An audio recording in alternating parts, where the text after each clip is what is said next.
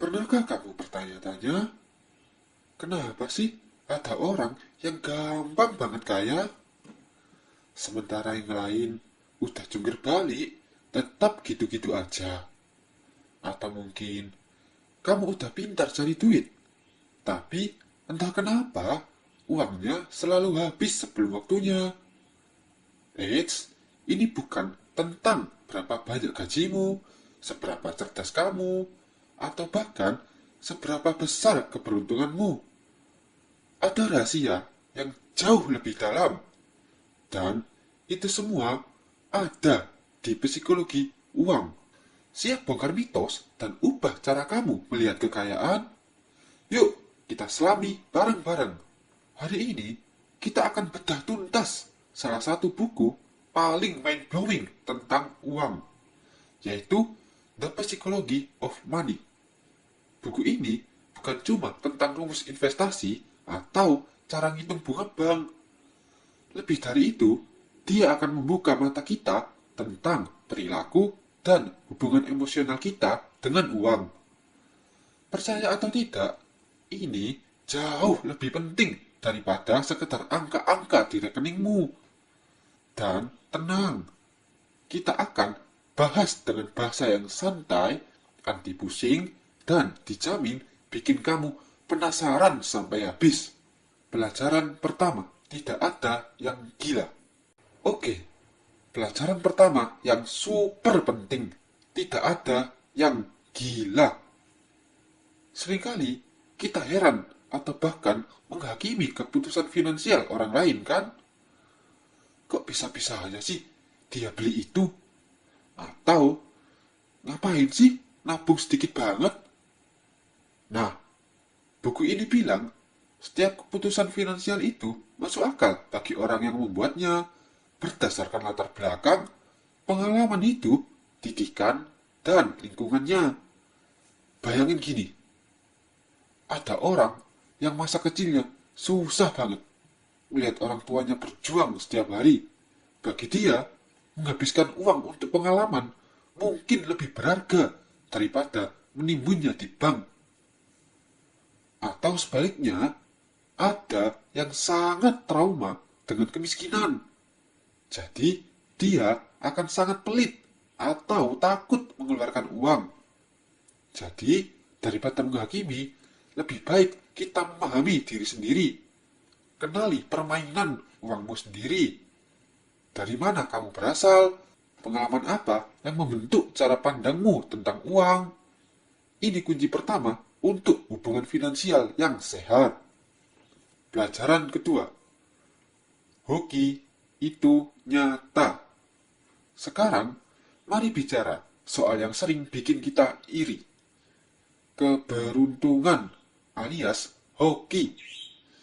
Jujur aja, keberuntungan itu ada. Tapi, buku ini menjelaskan keberuntungan itu bukan cuma jatuh dari langit. Keberuntungan adalah ketika persiapanmu bertemu dengan kesempatan. Contoh paling jelas, Bill Gates. Dia memang hoki dari keluarga yang suportif dan punya akses ke komputer di awal era komputer. Tapi ingat, dia juga punya persiapan dan kemauan untuk belajar dan mengembangkan Microsoft. Tanpa persiapan itu, kesempatan hanya akan lewat begitu saja. Jadi, daripada cuma menunggu hoki, yuk kita fokus untuk terus mempersiapkan diri. Kapanpun kesempatan itu datang, kita sudah siap untuk menyambarnya. Dan ingat, setiap orang punya waktu hoki masing-masing. Kuncinya adalah sabar dan terus konsisten. Karena keinginan untuk cepat kaya seringkali justru menghambat kita. Pelajaran ketiga, kekuatan super anak muda, compounding. Ini dia kekuatan super yang sering diremehkan. Apalagi buat kamu yang masih muda. Compounding alias bunga majemuk. Kamu pikir jadi kaya itu harus nemuin tambang emas atau langsung sukses besar? Salah. Kenyataannya, Kebanyakan kekayaan itu dibangun melalui proses akumulasi yang butuh waktu. Lihat Warren Buffett, salah satu investor terkaya di dunia. Kekayaannya yang miliaran dolar itu bukan karena dia tiap tahun nemuin perusahaan unicorn baru, tapi karena dia konsisten dengan pertumbuhan rata-rata 20% per tahun selama puluhan tahun. Dia mulai investasi dari muda. Bayangkan, uangmu itu seperti bola salju. Semakin awal kamu menggulirkannya, dan semakin lama kamu biarkan bergulir, dia akan semakin besar. Jadi, buat kamu pelajar, pencari kerja, atau pekerja muda, waktu adalah aset berhargamu. Mulai investasi, bahkan dengan nominal kecil, dari sekarang.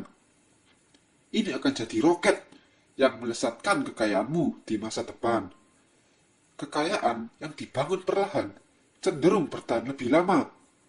Beda dengan kekayaan instan yang cepat habis. Pelajaran keempat. Ruang untuk kesalahan. Realita itu keras, guys. Rencana seringkali tidak berjalan 100% sesuai harapan. Banyak dari kita yang terlalu optimis dan tidak menyiapkan ruang untuk kesalahan dalam keuangan. Apa itu ruang untuk kesalahan? Ini adalah cadangan, bantalan, atau safety net yang kamu miliki. Misalnya, saat kamu investasi, jangan pernah menginvestasikan semua uangmu. Selalu siapkan dana darurat atau dana cadangan untuk hal-hal yang tak terduga. Ini seperti punya ban serep di mobil. Kamu mungkin tidak butuh setiap hari. Tapi saat ban pecah, itu yang akan menyelamatkanmu. Ingat, keterampilan mencari uang itu beda dengan keterampilan mempertahankan uang. Kamu mungkin pintar cari duit, tapi kalau tidak punya strategi untuk menjaga dan mengembangkannya, bisa hilang begitu saja. Jadi, jangan terlalu naif. Antisipasi risiko, siapkan rencana B, dan pastikan keuanganmu punya daya tahan menghadapi guncangan. Pelajaran 5. Kapan cukup? Ini pelajaran terakhir dan paling filosofis. Kapan sih kamu merasa cukup? Setiap orang punya ekspektasi hidup yang beda-beda. Tapi, banyak dari kita yang terus-terusan merasa kurang, padahal sudah punya banyak. Ada cerita tentang Rajat Gupta, seorang eksekutif sukses dengan kekayaan 200 juta dolar. Tapi, karena keserakahan dan ingin lebih, dia melakukan insider trading dan akhirnya kehilangan segalanya, termasuk reputasi. Mengerikan, kan? Ini bukan tentang berapa angka di rekeningmu, tapi tentang kepuasan. Mencari uang yang sebenarnya tidak kamu butuhkan, beresiko kehilangan uang yang sangat kamu butuhkan. Keserakahan atau iri hati terhadap orang lain bisa menjadi jebakan mematikan yang membuatmu mempertaruhkan semua yang sudah kamu punya. Jadi, tentukan batasanmu, kenali kapan kamu cukup, dan fokuslah pada kebahagiaan sejati. Prioritas hidup bisa berubah seiring waktu, dan kebahagiaan seringkali bukan tentang angka di bank, tapi tentang bagaimana kamu hidup. Jadi, itulah 5 pelajaran penting dari The Psychology of Money yang bisa mengubah caramu memandang kekayaan. Ingat, kaya itu bukan cuma angka, tapi bagaimana kamu berperilaku dengan uang. Ini tentang pola pikir, kebiasaan, dan tujuan hidupmu. Mana dari 5 poin ini yang paling relate sama kamu? Atau mungkin ada pengalamanmu sendiri yang ingin kamu bagikan? Tulis di kolom komentar di bawah ya. Jangan lupa like video ini kalau kamu merasa dapat pencerahan. Share ke teman-temanmu yang butuh. Dan subscribe channel ini untuk lebih banyak lagi insight menarik tentang keuangan, karir, dan pengembangan diri. Sampai jumpa di video berikutnya. Tetap semangat dan terus belajar.